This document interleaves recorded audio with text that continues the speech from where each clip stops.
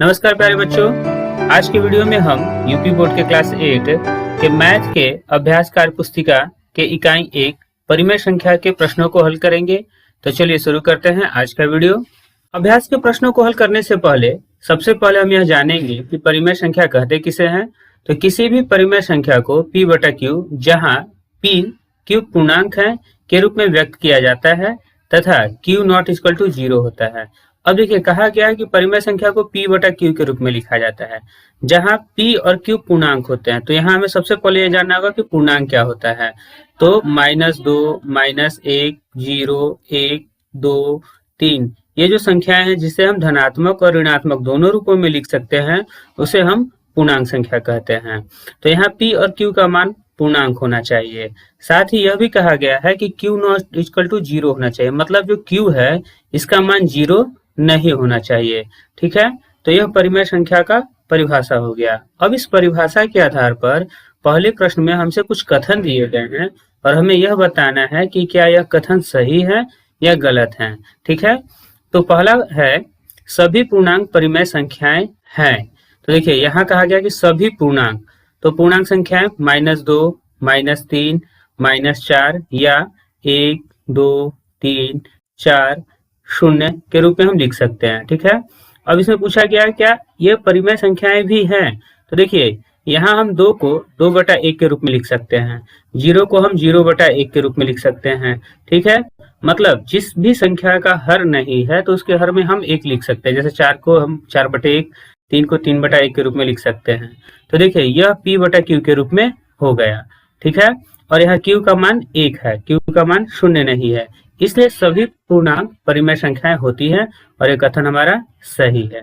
ठीक है, अगला क्वेश्चन है 4/3, -8/3, 5/11, 7, -2, 0 ये सभी परिमेय संख्याएं हैं। तो देखिए यह P/Q के रूप में है, जिसमें P और Q पूर्णांक संख्या है और Q का मान 0 नहीं है, इसलिए यह एक परिमेय संख्या है।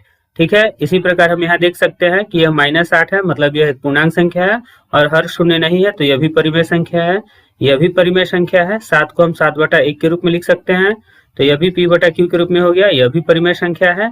-2 को हम -2/1 और 0 को 0/1 के रूप में लिख सकते हैं, मतलब यह दोनों भी परिमेय संख्याएं हैं। इस प्रकार यह कथन हमारा सत्य होगा।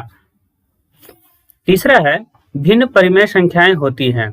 अब देखिए भिन्न क्या होता है, तो जिसे हम अंश बटा हर के रूप में लिख सके वह संख्या को हम भिन्न कहते हैं। ठीक है, अंश बटा हर के रूप में जिसे लिखा जा सके वह भिन्न संख्या है, जैसे 2/3।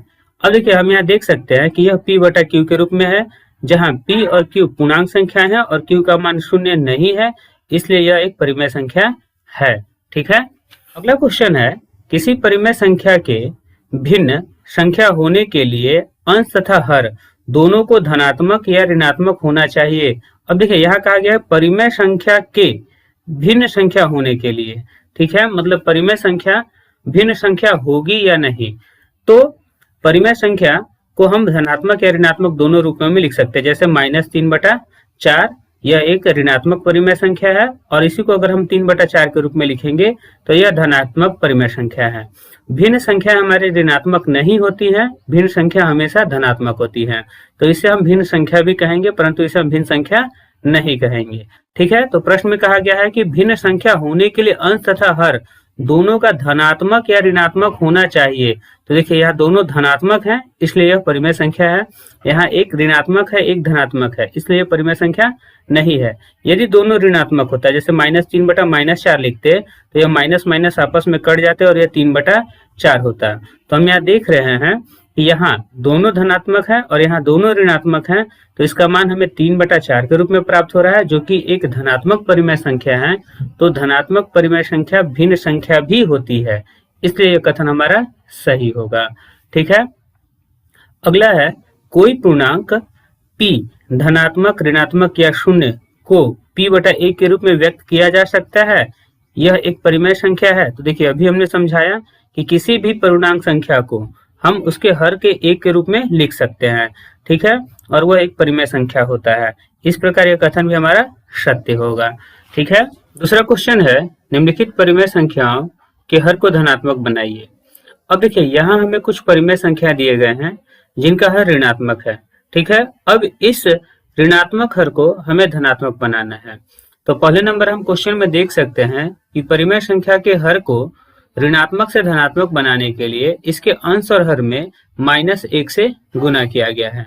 ठीक है, जब हम इसके अंश और हर में -1 से गुना करेंगे तो यह अंश जब गुना होगा तो यह 3 और -1 का गुना होगा तो यह -3 हो जाएगा, और हर में -8 और -1 का गुना करेंगे तो यह माइनस माइनस आपस में कटकर गुना हो जाएंगे और यह 8 एकम 8 हो जाएगा। ठीक है, इस प्रकार हम यह देख रहे हैं कि यहाँ हर हमारा धनात्मक हो गया। ठीक है, तो परिमेय संख्याओं के हर को ऋणात्मक से धनात्मक बनाने के लिए इसके अंश और हर में हमें -1 से गुना करना होता है। ठीक है, तो दूसरे नंबर क्वेश्चन में 15 बटा -22 को यदि हमें इसके अंश को हर को धनात्मक बनाना हो तो इसमें हम -1 से इसके अंश और हर दोनों में गुना करेंगे। ठीक है, अब यह -1 से जब गुना करेंगे तो यह -15 होगा बटा -22 और -1 का गुना होगा तो यह 22 होगा। ठीक है, तो इस प्रकार यहाँ हर हमारा धनात्मक हो गया। देखिए हम यहाँ देख रहे हैं कि पहले नंबर प्रश्न में हर जो माइनस में था, जब इसमें से हमने हर को धनात्मक किया तो अंश हमारा ऋणात्मक हो गया। ठीक है, जबकि यहाँ पहले से हर अंश धनात्मक था। ठीक है, और यहाँ भी हम देख रहे हैं कि यहाँ अंश हमारा धनात्मक है, जब हर को हम धनात्मक बना रहे हैं तो अंश हमारा ऋणात्मक हो जा रहा है। ठीक है, तो इसे आसान शब्दों में यह कह सकते हैं कि हर के माइनस को हटाकर हमने अंश में लिख लिया। ठीक है, तीसरे नंबर क्वेश्चन में जो क्वेश्चन है वो -17 बटा -28 है। यहाँ अंश और हर दोनों ऋणात्मक हैं, तो जब हम इसमें -1 से अंश और हर दोनों में गुना करेंगे तो यह माइनस माइनस कट जाएगा, या गुना होने पर यह प्लस हो जाएगा, तो 17 एकम 17 बटा माइनस माइनस कट जाएगा और यह हो जाएगा 28 एकम 28। तो यहाँ अंश और हर दोनों धनात्मक हो गए। ठीक है, या फिर हम इसे यह भी कह सकते हैं माइनस माइनस ये दोनों कट जाएंगे और आंसर जो हमें प्राप्त होगा वो 17 बटा 28 के रूप में प्राप्त होगा। ठीक है, तो यहाँ हमने देखा कि परिमेय संख्याओं के हर को धनात्मक बनाने के लिए अंश और हर दोनों में -1 से गुना किया जाता है। ठीक है, अब हम क्वेश्चन नंबर 3 को करेंगे। तीसरा क्वेश्चन है, दी गई परिमेय संख्याओं का योग कीजिए। अब देखिए यहाँ हमें दो परिमेय संख्या दिया गया है x और y के रूप में। ठीक है, और इन दोनों का हमें योग करना है और यह बताना है कि प्राप्त योगफल परिमेय संख्या है या नहीं। तो पहले नंबर क्वेश्चन को किया गया है जिसमें पहली परिमेय संख्या है 3/5 और दूसरी परिमेय संख्या है 6/5। तो हम यहाँ देख रहे हैं दोनों परिमेय संख्याओं का हर समान है। ठीक है, 5-5 है और दोनों ही धनात्मक परिमेय संख्याएं हैं। तो जब हम इसे जोड़ेंगे तो इसका सबसे पहले हम हर का लौसा लेते हैं, तो यहाँ दोनों का जो लौसा होगा वह 5 होगा क्योंकि दोनों 5 के रूप में है। ठीक है, और उसके बाद हम इसके अंश को जोड़ेंगे तो 6 और 3 जोड़ेंगे तो यह 9/5 के रूप में प्राप्त होगा और यह p/q के रूप में है। दोनों परिमेय संख्या दोनों पूर्णांक संख्या है p और q तथा हर शून्य नहीं है, इसलिए यह एक परिमेय संख्या है। ठीक है, अगला नंबर क्वेश्चन है -5/8 और 7/8। तो देखिए यहाँ दोनों का हर समान है। ठीक है, तो यदि हम 8 का एलसीएम लेंगे तो यह 8 ही होगा। ठीक, अब अंश है -5 प्लस 7। अब देखिए प्लस माइनस की जब हम क्रिया करेंगे तो प्लस माइनस माइनस होता है और बड़े वाले में से हम छोटे वाले को घटाते हैं, तो 7 में से 5 को घटाएंगे तो यह होगा 2/8।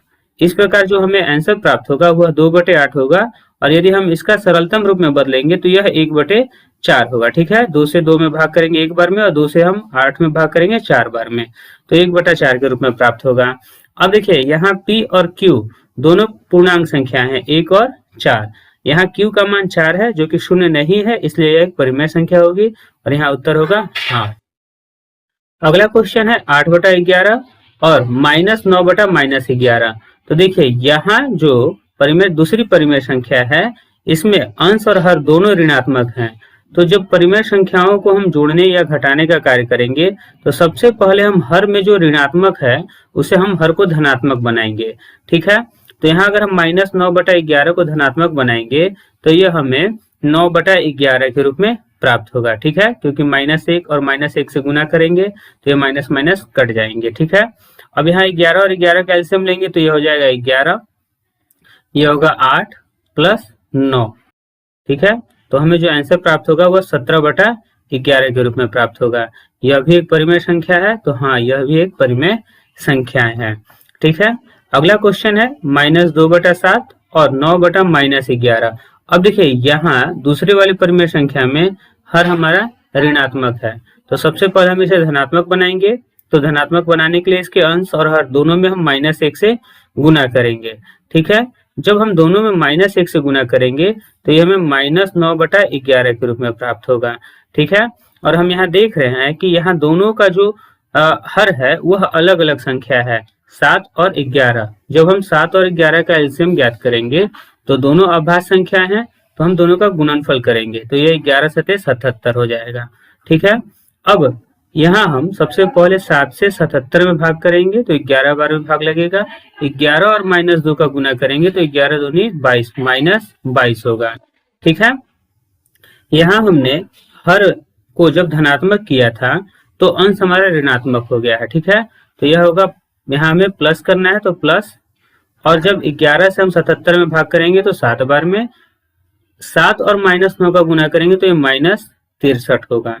ठीक है, अब यहाँ प्लस माइनस की जब क्रिया होगी तो वह माइनस होगा, तो -22 और -63 को जोड़ेंगे तो यह 5 और 6 2 8 -85/77 के रूप में प्राप्त होगा। ठीक है, यह भी P/Q के रूप में है। P और Q हमारे पूर्णांक है, Q का मान 0 नहीं है, इसलिए यह भी एक परिमेय संख्या होगा। ठीक है, अगला है -18/-25 और -7/5। तो देखिए यहाँ पहले वाले परिमेय संख्या में यहाँ अंश और हर दोनों ऋणात्मक हैं, तो सबसे पहले हम इसे धनात्मक बनाएंगे तो यह होगा 18/25। ठीक है, 18/25 और -7/5 को जब हम जोड़ेंगे तो इन दोनों का हर अलग अलग है।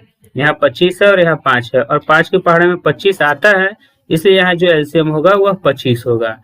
ठीक है, 25 से 25 में भाग करेंगे एक बार में, और 1 का गुना 18 में करेंगे तो यह 18 हो जाएगा। ठीक है, प्लस 5 से भाग करेंगे 25 में 5 बार में, 5 और 7 का गुना करेंगे तो 35 होगा, और यह -35 होगा। ठीक है, अब देखिए यह -35 है और यह +18 है, तो प्लस माइनस का जब हम क्रिया करेंगे तो माइनस होगा। जो बड़ा होगा उसमें से हम छोटे वाले को घटाएंगे, तो 35 में से जब हम 18 को घटाएंगे तो हमें 17 प्राप्त होगा। ठीक है, अब बड़े वाले का जो चिन्ह होगा हमारे उत्तर का भी चिन्ह वही होगा। यहाँ अगर 35 माइनस में है तो ये भी माइनस में होगा, तो ये -17/25 होगा। ठीक है, अब यह भी P/Q के रूप में है। Q का मान हमारा 0 नहीं है, P और Q दोनों पूर्णांक संख्या है, इसलिए हाँ यह भी एक परिमेय संख्या होगा। ठीक है, तो देखिए तीसरे नंबर प्रश्न में हमने देखा कि जब हम दो परिमेय संख्याओं को जोड़ते हैं जो कि x + y के रूप में है, तो जो हमें योगफल प्राप्त हो रहा है वह भी एक परिमेय संख्या प्राप्त हो रहा है। तो हम इस प्रकार कह सकते हैं कि दो परिमेय संख्याओं का योग सदैव एक परिमेय संख्या होता है। ठीक है, अब हम अगले क्वेश्चन को करेंगे। चौथा क्वेश्चन है, दो परिमेय संख्याओं के योग को संख्या रेखा की सहायता से कीजिए। तो देखिए यहाँ हमें परिमेय संख्याओं का योग संख्या रेखा के द्वारा करना है। तो सबसे पहले हम यह जानेंगे कि संख्या रेखा को प्रदर्शित कैसे करते हैं। तो देखिए यह एक संख्या रेखा है जिसके मध्य में 0 होता है। ठीक है, जो मध्य बिंदु होता है वह 0 होता है। अब इससे समान दूरी पर हम इसे 1, 2 और आगे बढ़ाते हुए इसी क्रम में लिखते हैं। ठीक है, यह दाएं तरफ होता है। दाएं तरफ धनात्मक संख्याओं को लिखते हैं और 0 के बाएं की तरफ हम ऋणात्मक संख्याओं को लिखते हैं, जैसे -1, -2। ठीक है, यह सभी समान दूरी पर होते हैं। अब जब हमें परिमेय संख्याओं का योग संख्या रेखा के द्वारा करना होता है तो सबसे पहले हम इसके हर को समान करते हैं। तो देखिए यहाँ जो प्रश्न दिया गया है इसमें जो हर है वह 4 के रूप में है। ठीक है, दोनों परिमेय संख्याओं का हर 4 है, तो यह समान है। अब जो हर होता है हम उतने भाग 0 और 1 के बीच में करते हैं। तो यहाँ हर हमारा 4 है, तो 0 और 1 के बीच में हम 4 बराबर बराबर भाग करेंगे। यह हो गया 1, यह हो गया 2, यह हो गया 3 और यह हो गया 4। इसी प्रकार हम अन्य संख्याओं के बीच में भी करेंगे, जैसे 1 और 2 के बीच में यह हो गया 1, 2, 3 और 4। अगर हम इस बिंदु की बात करें तो यह हमारा होगा 1/4। ठीक है, यह हमारा जो बिंदु होगा इसका मान 0/4 हो जाएगा, इसका मान होगा 2/4, इसका मान होगा 3/4 और 1/4 हमें 4/4 के रूप में प्राप्त होगा। ठीक है, यह हो जाएगा 5/4, 6/4, 7/4 और 8/4। ठीक है, अब जब हम इसे जोड़ेंगे तो जो पहली परिमेय संख्या दिया गया है 5/4, हम 0 से 5/4 को प्रदर्शित करेंगे। तो देखिए 0 से इसे इस रूप में प्रदर्शित किया गया है कि यहाँ से यह जो है आगे बढ़ते हुए हम 5/4 तक जा रहे हैं। तो हम देख सकते हैं यहाँ पास जो बिंदु है वह 5/4 है। अब इससे हम अगली परिमेय संख्या को बढ़ेंगे। तो देखिए यहाँ +3/4 है, तो जब हमें प्लस करना होगा तो हम दाएं तरफ बढ़ेंगे। ठीक, और देखिए यह भी प्लस में धनात्मक में है, तो हम दाएं तरफ बढ़ेंगे 3। तो 1 2 3, तो यहाँ से जब हम 3 कदम आगे बढ़ेंगे तो जो हमें बिंदु प्राप्त हो रहा है वह 2 का प्राप्त हो रहा है। और अगर इसे हम देखें तो यह 8/4 के रूप में है। तो देखिए यहाँ हमने 5/3 को जब जोड़ा तो यह 5 + 3/4 बराबर 8/4 बराबर 2 के रूप में प्राप्त हो रहा है। ठीक है, अब इसी प्रकार हमें अन्य प्रश्नों को हल करना होगा, जिसमें दूसरा क्वेश्चन है 3/4 प्लस -1/2। तो देखिए यहाँ सबसे पहले इन दोनों का हर अलग अलग है, तो यहाँ हम इन दोनों के हर को समान करेंगे। तो इसे हम लिख सकते हैं 3/4 प्लस -1/2। ठीक है, अब इसका अगर हमें हर बराबर करना हो तो 2 में हम 2 से गुना करेंगे तो यह 4 हो जाएगा। ठीक है, तो हम इसके अंश और हर दोनों में 2 से गुना करेंगे तो यह होगा 3/4 प्लस -2/4। देखिए यहाँ हर हमारा समान हो गया। अब हम सबसे पहले 0 से दाएं तरफ, क्योंकि 3/4 प्लस है तो दाएं तरफ प्लस के तरफ हम 3/4 कदम चलेंगे। तो ये हो जाएगा हमारा 0/4। और देखिए एक 0 और 1 के बीच में 4 भाग है, 1 2 3 और 4। तो ये हो जाएगा 1/4, 2/4, 3/4 और ये होगा 4/4। इसी प्रकार आगे बढ़े तो यह 5/4। ठीक है, तो हमें 3/4 तक जाना है, तो हम यहाँ से 3/4 तक यह चले जाएंगे। ठीक है, अब 3/4 से हमें -2/4 आना है। ठीक है, तो अभी हमने बताया कि अगर हम दाएं तरफ जाएंगे तो वह प्लस होगा और हमें माइनस के लिए बाएं तरफ आना होगा। ठीक है, यहाँ प्लस की क्रिया है, अगर हम देखें तो प्लस माइनस का अगर हम गुना करेंगे तो माइनस होगा। ठीक है, माइनस का मतलब हमें बाएं तरफ आना होगा, तो हम यहाँ से 2 कदम बाएं आएंगे, अंश में जो होगा उतना ही कदम हमें आना है। तो यहाँ से 1 2 कदम हम देखें तो यह हमारा 2 कदम होता है यहाँ पास। ठीक है, बाएं तरफ, और इस प्रकार जो हमें उत्तर प्राप्त होगा वह 1/4 के रूप में प्राप्त होगा। अब अगर हम इसे हल करें तो इसका एलसीएम जो होगा वह 4 होगा, या 3 प्लस -2, तो प्लस माइनस माइनस हो जाएगा तो ये होगा 3 - 2/4। अब 3 में से 2 घटेगा तो 1/4 के रूप में प्राप्त होगा। तो देखिए यहाँ जो हमें उत्तर प्राप्त हो रहा है वह 1/4 के रूप में प्राप्त हो रहा है। ठीक है, अब हम अगले क्वेश्चन को करेंगे। अगला क्वेश्चन है 4/5 प्लस -2/-3। तो देखिए यहाँ अंश और हर दोनों माइनस में है, तो इसे हमें धनात्मक करने के लिए हम इन दोनों को माइनस को हटा लेंगे। तो ये हो जाएगा 4/5 प्लस 2/3। ठीक है, देखिए यहाँ हर दोनों का अलग अलग है, तो हम सबसे पहले इनका एलसीएम निकालेंगे। तो अगर हम देखें तो 5 और 3 का एलसीएम 15 होगा। ठीक है, 15 को यदि हम 5 से भाग करेंगे तो 3 बार में भाग लगेगा, तो हम इसके अंश और हर में 3 से गुना करेंगे। ठीक है, प्लस अगर हम 3 से 15 को भाग करें तो 5 बार में भाग लगेगा, तो हम यहाँ 5 से गुना करेंगे। तो यह जो हमें प्राप्त होगा वह 12/15 प्लस 10/15 के रूप में प्राप्त होगा। देखिए यहाँ हर हमारा दोनों समान हो गया, तो यह हो जाएगा 15 12 प्लस 10। ठीक है, बराबर 22/15। जो हमें उत्तर प्राप्त हो रहा है वो 22/15 के रूप में प्राप्त हो रहा है।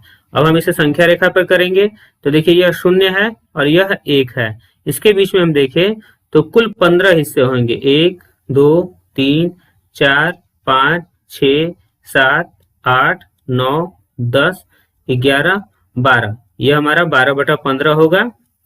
ठीक है, 13 14 15। तो सबसे पहले हम 12/15 जाने के लिए 0 से 12/15 तक जाएंगे, यह हो गया 12/15। ठीक है, यहां से हमें 10/15 जाना है। ठीक है, 10/15 जाने के लिए यह जो प्लस में है तो हम दाएं तरफ जाएंगे।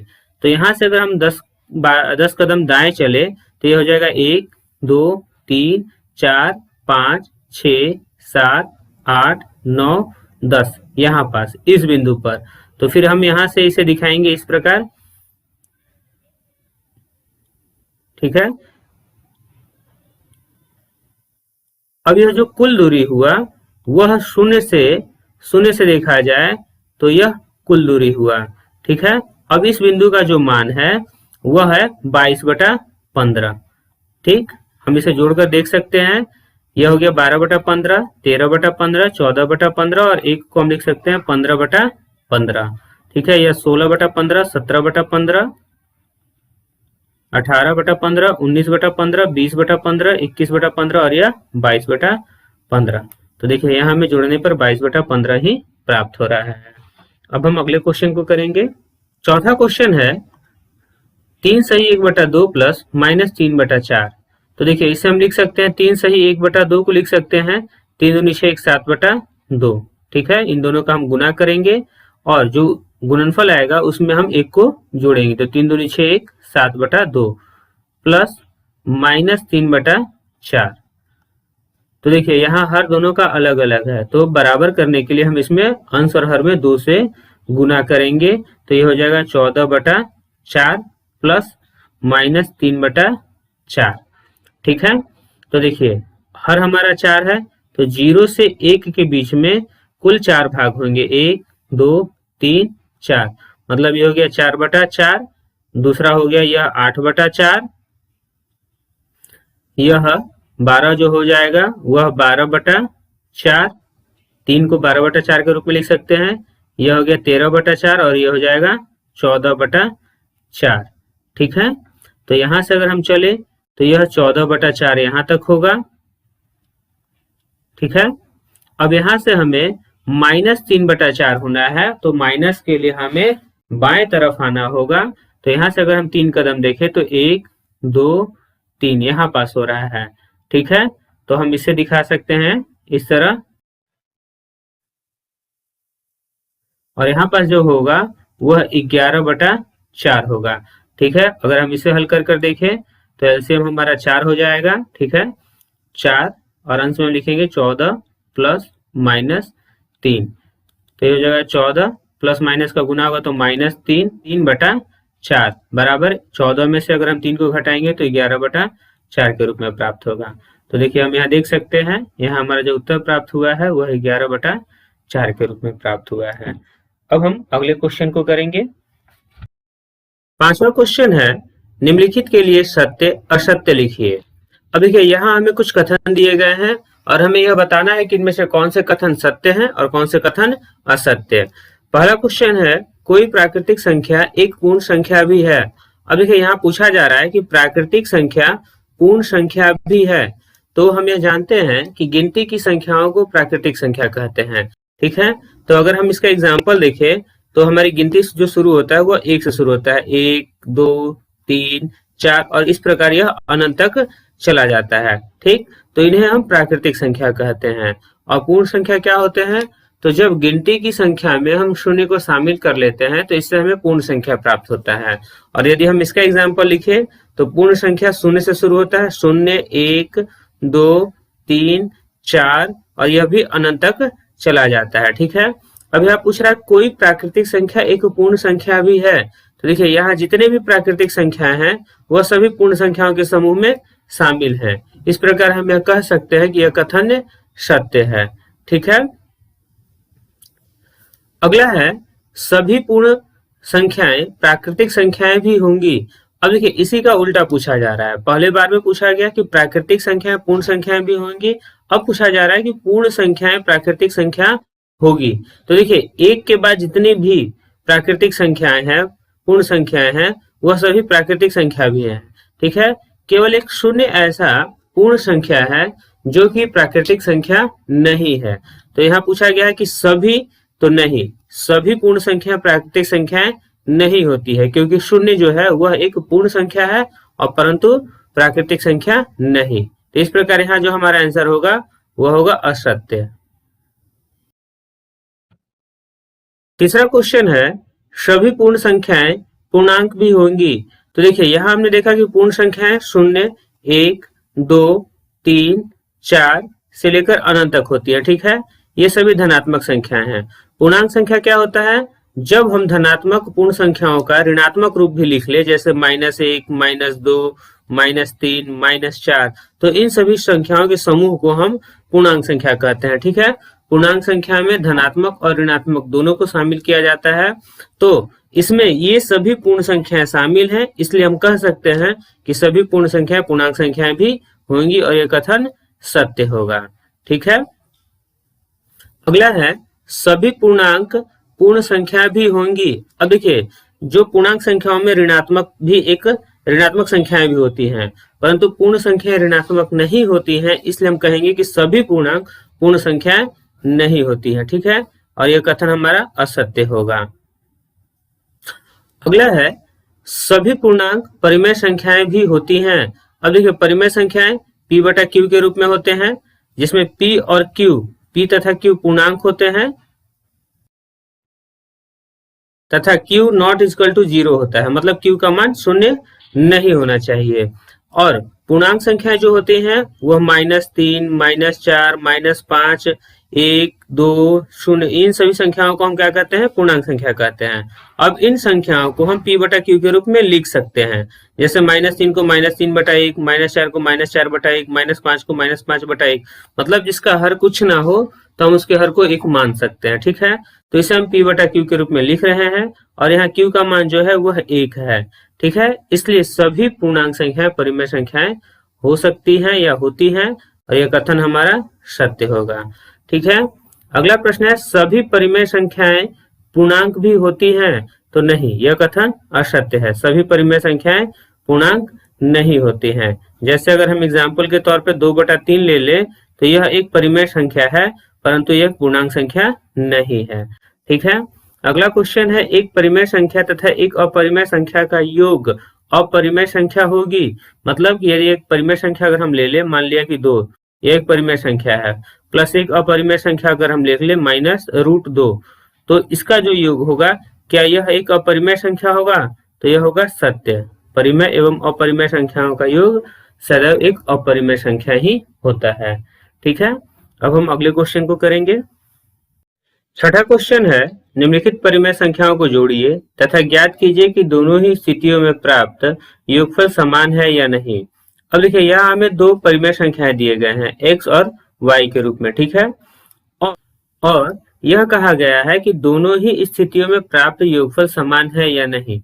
तो देखिए पहली स्थिति में जो क्या हो रहा है कि x प्लस y है, ठीक है, और दूसरी स्थिति में y प्लस x है, मतलब यहाँ अंकों का क्रम बदल दिया जा रहा है। जैसे यदि हम x को 3 और y को 5 माने तो यहाँ 3 + 5 = 8 किया गया है, ठीक है। और यहाँ इसका क्रम बदलकर 5 + 3 बराबर यह पूछा जा रहा है, ठीक है, कि दोनों का योगफल समान है या नहीं। अगर हम देखें तो पहले प्रश्न में जो पहली परिमेय संख्या है वह 8/11 है, प्लस दूसरी परिमेय संख्या 7/13 है, ठीक है। जब इसका योगफल किया गया तो यह 181/143 प्राप्त हो रहा है। और जो दूसरी स्थिति में, मतलब अगर हम इनके अंकों का क्रम बदल दे, 7/13 प्लस 8/11 के रूप में इसे हल करें तो भी हमारा उत्तर 181/143 के रूप में ही प्राप्त हो रहा है। और यहाँ हमसे पूछा गया कि क्या दोनों परिस्थितियों में प्राप्त योगफल समान है या नहीं। तो यदि समान है तो उसके लिए हम लिखेंगे हाँ, और यदि समान नहीं है तो उसके लिए हम लिखेंगे नहीं, ठीक है। हम अब दूसरे नंबर क्वेश्चन को हल कर देखेंगे। दूसरा क्वेश्चन है 12/13 प्लस -9/8, ठीक है। तो देखिए यहाँ जो दूसरी परिमेय संख्या है इसका हर ऋणात्मक है, तो हर ऋणात्मक है तो इसे हमें सबसे पहले धनात्मक बनाना होगा। तो हम इसे लिखेंगे 12/13 प्लस -9/-8। अब -9 में हम -1 से गुना करेंगे, इंटू -8 में भी -1 से गुना करेंगे, ठीक है, बराबर 12/13 प्लस, अब इसे जब हम माइनस से गुना करेंगे तो यह 9/8 के रूप में प्राप्त होगा, ठीक है। अब देखिए यहाँ दोनों हर जो है वह अलग अलग है, तो इसका हम सबसे पहले एलसीएम ज्ञात करेंगे। और एलसीएम ज्ञात करने के लिए हम इसका गुना करेंगे तो यह हो जाएगा 104। ठीक है, अब 13 से अगर हम 104 में भाग करेंगे तो 8 बार में भाग लगेगा और 8 का गुना 12 में करेंगे तो 12 8 96 प्राप्त होगा। प्लस 8 से भाग करेंगे 104 में तो 13 बार में भाग लगेगा और 13 और 9 का गुना करेंगे तो ये हो जाएगा 117। 13 9 117। अब जब ऐसे हम जोड़ेंगे तो 6 7 13 के 3 हासिल 1, 9 1 10 1 11 के 1 हासिल 1, 1 और 1 2, 213 बटा 104 के रूप में प्राप्त हो रहा है। ठीक है, तो पहले परिस्थिति में जो हमें उत्तर प्राप्त हुआ वह 213 बटा 104 के रूप में प्राप्त हुआ है। ठीक, अब हम दूसरे परिस्थिति को भी जोड़ेंगे, मतलब इसके अंकों का क्रम को बदल लेंगे। तो ये हो जाएगा -9 बटा -8। अब इसके अंश और हर में हम -1 से गुना करेंगे जिससे कि यह धनात्मक रूप में प्राप्त हो जाए, प्लस 12 बटा 13, या यह हो जाएगा 9 बटा 8 प्लस 12 बटा 13। ठीक है, फिर 8 और 13 का हम एलसीएम ज्ञात करेंगे तो वह होगा 104। 8 से भाग करेंगे 104 में तो 13 बार में, 13 9 117, प्लस 13 से भाग करेंगे 104 में 8 बार में, 8 और 12 का गुना करेंगे 12 8 96। अब इन दोनों को जोड़ेंगे तो ये हो जाएगा 213 बटा 104। तो देखिए यहाँ दूसरे परिस्थिति में भी जो हमें उत्तर प्राप्त हो रहा है वह 213 बटा 104 के रूप में प्राप्त हो रहा है। और प्रश्न में पूछा गया है दोनों स्थितियों में प्राप्त योगफल समान है या नहीं, तो हमें लिखेंगे समान है। ठीक है, अब हम तीसरे नंबर क्वेश्चन को करेंगे। तीसरा क्वेश्चन है 3 बटा 11 प्लस 7 बटा -9। तो यहाँ भी हर हमारा ऋणात्मक है तो सबसे पहले हम इसे धनात्मक बनाएंगे। तो लिख लेंगे 3 बटा 11 प्लस 7 बटा -9 इंटू -1, अंश में भी गुना करेंगे और हर में भी हम -1 से गुना करेंगे। ठीक है, तो ये हो जाएगा 3 बटा 11 प्लस यह होगा -7 बटा 9। ठीक है, 11 और 9 का हम एलसीएम ज्ञात करेंगे तो ये होगा 99। 11 से 99 में भाग करेंगे 9 बार में और 9 का 3 से गुना करेंगे 9 तिया 27। यह प्लस है, यह माइनस है, इन दोनों का जब गुना होगा तो यह माइनस हो जाएगा। 9 से 11 में भाग करेंगे, 9 से 99 में भाग करेंगे 11 बार में, 11 और 7 का गुना करेंगे 11 7 77। देखिए ये जो 77 है इसके पहले माइनस है। ठीक है, और 27 के पहले कुछ भी नहीं है, मतलब प्लस है। तो प्लस और माइनस की जब क्रिया करेंगे तो यह माइनस होगा और बड़े वाले में से छोटे को घटाएंगे, मतलब 77 में से 27 को घटाएंगे तो यह हमें -50 के रूप में प्राप्त होगा। ठीक है, -50 बटे 99। अब दूसरी परिस्थिति को हल करेंगे तो यह है 7 बटा -9। तो यहाँ हर को हम धनात्मक बनाने के लिए अंश और हर दोनों में -1 से गुना करेंगे, प्लस 3 बटा 11। यह हो जाएगा -7 बटा 9 प्लस 3 बटा 11। 9 और 11 का एलसीएम 99।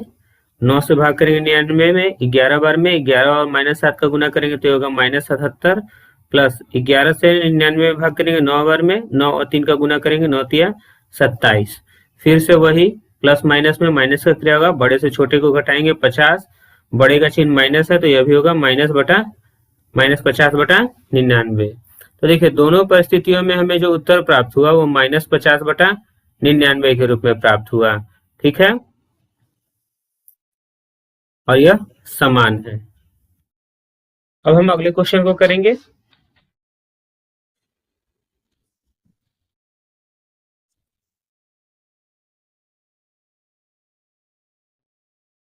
चौथा क्वेश्चन है -7 बटा 28 प्लस 13 बटा -14।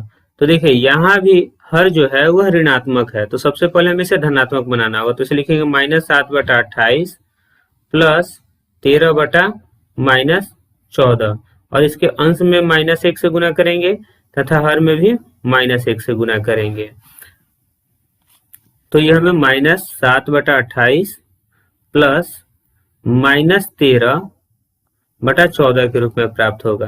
ठीक है, अब हम इसे जोड़ेंगे तो एलसीएम लेंगे। 14 और 28 का एलसीएम 28 होगा क्योंकि 14 के पहाड़े में 28 आता है तो 14 दूनी 28।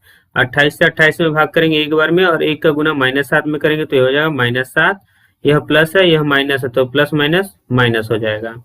14 से 28 में भाग करेंगे 2 बार में, 2 और 13 का गुना करेंगे तो ये होगा 13 दूनी 26। देखिए यहाँ दोनों माइनस है, तो माइनस माइनस में प्लस की क्रिया होती है, मतलब हम दोनों को जोड़ेंगे तो 26 और 7 को जोड़ेंगे तो 6 7 13 के 3 हासिल 1 2 1 3 33 के रूप में प्राप्त होगा, और इसका जो चिन्ह होगा वह माइनस होगा। ठीक है, तो माइनस 33/28 के रूप में प्राप्त होगा। जब हमने इसे जोड़ा तो यह हमें माइनस 33/28 के रूप में प्राप्त हुआ। अब हम इसे जोड़ेंगे तो यह है 13 बटा माइनस 14। तो हर को धनात्मक बनाने के लिए अंश और हर दोनों में हम -1 से गुना करेंगे, प्लस -7/28। यह हो जाएगा -13/14 प्लस -7/28। एलसीएम लेंगे 14 और 28 का, तो एलसीएम होगा 28। 14 से 28 में भाग करेंगे 2 बार में, 2 और -13 का गुना करेंगे तो हो जाएगा -26 प्लस माइनस माइनस 7, -26 और -7 -33/28। ठीक है, तो हम यहाँ लिखेंगे -33/28 और यहाँ उत्तर जो है वह हमारा समान है। ठीक है, तो यहाँ हमने देखा कि यदि हम दो परिमेय संख्याओं को जोड़ रहे हैं और जोड़ने में उनके क्रम को हम बदल लेते हैं तो भी हमें जो उत्तर प्राप्त होता है वह समान उत्तर प्राप्त होता है और एक परिमेय संख्या के रूप में ही प्राप्त होता है। ठीक है, अब हम अगले क्वेश्चन को करेंगे। अगला क्वेश्चन है 4 सही 1/3 प्लस -5 बटा -7।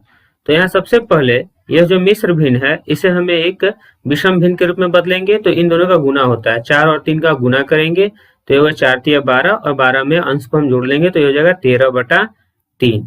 ठीक है, प्लस यहाँ अंश और हर दोनों ही ऋणात्मक है। ठीक है, तो यह दोनों माइनस आपस में कट जाएंगे और यह हमें 5/7 के रूप में प्राप्त होगा, मतलब कि अब दोनों धनात्मक हो गए। अब इसका हम एलसीएम ज्ञात करेंगे तो 3 और 7 का एलसीएम जो होगा वह 21 होगा। 3 से 21 में भाग करेंगे 7 बार में और 7 और 13 का गुना करेंगे तो 13 7 91 प्लस 7 से 21 में भाग करेंगे 3 बार में, 3 और 5 का गुना करेंगे 3 5 15। अब 91 और 15 को जोड़ेंगे तो 5 1 6 9 और 1 10, 106/21 के रूप में प्राप्त हो रहा है। यहाँ जो उत्तर प्राप्त हो रहा है हमें वह 106/21। अब हम दूसरे नंबर को जोड़ेंगे तो दूसरा है -5 बटा -7। तो जब इसे हम हर को धनात्मक करेंगे तो ये हमें 5/7 के रूप में प्राप्त होगा, प्लस 4 सही 1/3 हमें 13/3 के रूप में प्राप्त हुआ है। यहाँ 7 और 3 का लॉसो ज्ञात करेंगे 21 होगा, 7 से 21 में भाग करेंगे 3 बार में, 3 और 5 का गुना करेंगे 3 5 15 प्लस 3 से भाग करेंगे 21 में 7 बार में, 7 और 13 का गुना करेंगे 13 7 91 जोड़ेंगे तो यह हमें 106/21 के रूप में प्राप्त होगा। ठीक है, तो यहाँ हमारा दूसरा उत्तर भी 106/21 होगा और उत्तर समान है, तो हाँ समान है। ठीक है, तो यहाँ हमने देखा कि परिमेय संख्याओं के अंकों का क्रम बदल देने से उनके योगफल में कोई बदलाव नहीं होता है। ठीक है, अब हम अगले क्वेश्चन को करेंगे। 7वां क्वेश्चन है निम्नलिखित परिमेय संख्या में प्रथम संख्या से द्वितीय संख्या को घटाइए। अब देखिए यहाँ हमें जो प्रश्न दिया गया है उसमें प्रथम संख्या x में से द्वितीय संख्या y को घटाना है, मतलब x माइनस y करना है। ठीक है, और पहले प्रश्न को किया गया है तो घटाने में भी हम वही क्रिया करेंगे जो कि जोड़ने में करते हैं। ठीक है, जहां माइनस का कार्य होगा वहां माइनस करेंगे और जहां प्लस की क्रिया होगी हम वहां प्लस करेंगे। यहाँ दोनों का हर बराबर है तो यहाँ जो हमारा एलसीएम होगा वह 12 होगा। ठीक है, 12 से 12 में भाग करेंगे एक बार में और 1 और -7 का गुना करेंगे तो हो जाएगा -7 माइनस और यहाँ होगा 5। ठीक है, -7 और 5 देखिए यहाँ दोनों माइनस में है तो ये जुटेगा और ये हो जाएगा -12/12। ठीक है, मतलब 12 से 12 में भाग करेंगे तो एक बार में तो ये हो जाएगा -1/1 मतलब कि 1 होगा। ठीक है, प्राप्त संख्या परिमेय संख्या है या नहीं, तो देखिए -1 को हम -1/1 के रूप में भी लिख सकते हैं, इसका मतलब यह एक परिमेय संख्या है और यह उत्तर होगा हाँ। तीसरा क्वेश्चन है -3/-7 और 6/-7। तो सबसे पहले हमें इसे धनात्मक करना होगा, क्योंकि यहाँ हर हमारा ऋणात्मक है, तो माइनस माइनस कट जाएगा, तो ये होगा 3/7 और यह -6/7। तो यहाँ लिखेंगे 3 माइनस माइनस माइनस -6/7। ठीक है, इसे हल करेंगे तो 3, देखिए यहाँ माइनस और यह माइनस, माइनस माइनस का गुना होगा तो यह प्लस हो जाएगा, +6/7 और जो उत्तर हमें प्राप्त होगा वह 9/7 के रूप में प्राप्त होगा। ठीक है, और यह भी एक परिमेय संख्या है। हाँ, यह भी एक परिमेय संख्या है। अगला है 3 सही 4/13। तो इसे जब हल करेंगे तो इन दोनों का गुना करेंगे, तो 13 तिया 39, 39 में 4 जोड़ेंगे तो ये हो जाएगा 43/13 माइनस 5/13। ठीक है, दोनों का हर समान है तो एलसीएम लेंगे तो यह होगा 13, ये हो जाएगा 43, माइनस माइनस जुड़कर हो जाएंगे +5, तो ये हो जाएगा 43 5 48/13। तो देखिए यह भी एक परिमेय संख्या है। हाँ, यह भी एक परिमेय संख्या है। ठीक है, अब हम क्वेश्चन नंबर 8 को करेंगे। क्वेश्चन नंबर 8 है, निम्नलिखित प्रश्नों को हल कीजिए और ज्ञात कीजिए कि दोनों स्थितियों में क्या परिणाम प्राप्त होते हैं। ठीक है, जिसमें प्रथम स्थिति है x और y के लिए x minus y minus z. ठीक है, मतलब कि पहले x माइनस वाई की क्रिया करना है और इस पे जो हमें उत्तर प्राप्त होगा उसमें से हमें माइनस जेड करना है। ठीक है, और द्वितीय स्थिति के लिए है एक y माइनस एक्स के लिए x minus y minus z, मतलब पहले हमें y माइनस जेड का क्रिया करना है और इसमें से जो हमें उत्तर प्राप्त होगा उसमें से उसे हमें x में से घटाना होगा और फिर यह देखना है कि क्या दोनों स्थितियों में जो उत्तर हमें प्राप्त हो रहे हैं वह समान है या नहीं। ठीक है, जिसमें पहला क्वेश्चन है -2/3 माइनस -3/5 माइनस 1/4। तो इसे जब हल किया गया तो यह -19/60 के रूप में प्राप्त हुआ और -2/3 माइनस -3/5 -1/4 को जब हल किया गया तो हमें जो उत्तर प्राप्त हुआ है वह 11/60 प्राप्त हुआ है। तो हम यह देख रहे हैं कि दोनों ही परिस्थिति में उत्तर हमारे समान नहीं है। इसके लिए जो हमें प्रश्न दिया गया है वह है 3 ब्रैकेट में 3/7 माइनस -11/14 ब्रैकेट बंद माइनस -4/7। ठीक है, तो जब इसे हल करेंगे तो सबसे पहले हमें इस बड़े कोष्टक में जो दिया गया है इसे हल करना है। ठीक है, तो यहाँ हर जो है वह 7 है और यहाँ जो हर है वह -14 है। तो सबसे पहले हम इसे धनात्मक बनाएंगे, तो इसे लिखेंगे 3/7 माइनस, यह धनात्मक बनाने के लिए माइनस माइनस आपस में कट जाएंगे और यह हो जाएगा 11/14। ठीक है, माइनस -4/7। अब देखिए यहाँ हर अलग अलग है, तो जब हम इसका एलसीएम लेंगे तो एलसीएम हमें 14 के रूप में प्राप्त होगा, क्योंकि 7 के पारे में 14 आता है। ठीक, 7 से 14 में भाग करेंगे 2 बार में, 2 और 3 का गुना करेंगे, 2 तिया 6 माइनस 11 माइनस -4/7। ठीक है, इसे हल करेंगे तो 11 में से 6 को घटाएंगे तो ये होगा 5, 11 माइनस में है तो ये भी होगा -5/14 माइनस -4/7। अब देखिए यहाँ फिर हम एलसीएम लेंगे तो एलसीएम हमें 14 के रूप में प्राप्त होगा, यह हो जाएगा -5, यह माइनस माइनस हो जाएगा +7, 14 से 7 में 7 से 14 में भाग करेंगे 2 बार में, 2 और 4 का गुना करेंगे, 2 चौके 8, +8 में से -5 को घटाएंगे तो ये होगा 3/14। ठीक है, पहले परिस्थिति में जो हमें उत्तर प्राप्त हुआ है वह 3/14 के रूप में प्राप्त हुआ है। ठीक है, अब हम दूसरे परिस्थिति को हल करेंगे, तो यह 3/7 माइनस, देखिए यह अंश और हर दोनों माइनस में है तो यह कट जाएगा और यह हमें 11/14 के रूप में प्राप्त होगा, -4/7। अब देखिए सबसे पहले हमें इस बड़े वाले कोष्टक को हल करना है, तो यहाँ हम इसे हल करेंगे तो यहाँ हर है 14 और यहाँ हर है 7, तो इसका एलसीएम लेंगे तो जो हमें एलसीएम प्राप्त होगा वह 14 के रूप में प्राप्त होगा। ठीक है, 14 से 14 में भाग करेंगे एक बार में, 1 और 11 का गुना करेंगे 11, यहाँ माइनस यह भी माइनस, दोनों गुना होगा और यह हो जाएगा प्लस, 7 से भाग करेंगे 14 में 2 बार में, 2 और 4 का गुना करेंगे 8, यह होगा 3/7 माइनस 11 और 8 को जोड़ेंगे तो 19/14। ठीक है, फिर हम इसे हल करेंगे तो एलसीएम होगा 14, 7 से भाग करेंगे 14 में 2 बार में, 2 और 6 का गुना करेंगे, 2 और 3 का गुना करेंगे, यह होगा 6 माइनस 19। ठीक है, अब माइनस 19 में से 6 को घटाएंगे तो होगा माइनस 13/14। तो देखिए यहाँ हम देख रहे हैं, तो यहाँ जो हमें उत्तर प्राप्त हो रहा है वो माइनस 13/14 प्राप्त हो रहा है। तो देखिए यहाँ दोनों परिस्थितियों में हमें उत्तर अलग अलग प्राप्त हो रहा है। ठीक है, ऐसा इसलिए हो रहा है क्योंकि यहाँ हम माइनस की क्रिया कर रहे हैं। ठीक है, माइनस की क्रिया में साहचर्य का नियम लागू नहीं होता है। साहचर्य के नियम में होता क्या है कि हम पहले किन्हीं दो पदों को हल कर ले और फिर हम तीसरे पद से उसकी क्रिया करेंगे, तो हमें उसमें कोई उत्तर नहीं बदलना चाहिए। ठीक है, परंतु यहाँ उत्तर बदल रहा है, तो हम यह कह सकते हैं कि परिमेय संख्याओं के घटाने में साहचर्य का नियम लागू नहीं होता है।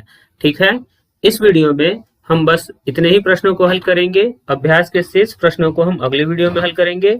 यदि आपको हमारा वीडियो अच्छा लगे तो प्लीज कमेंट कर बताएं। तब तक के लिए धन्यवाद।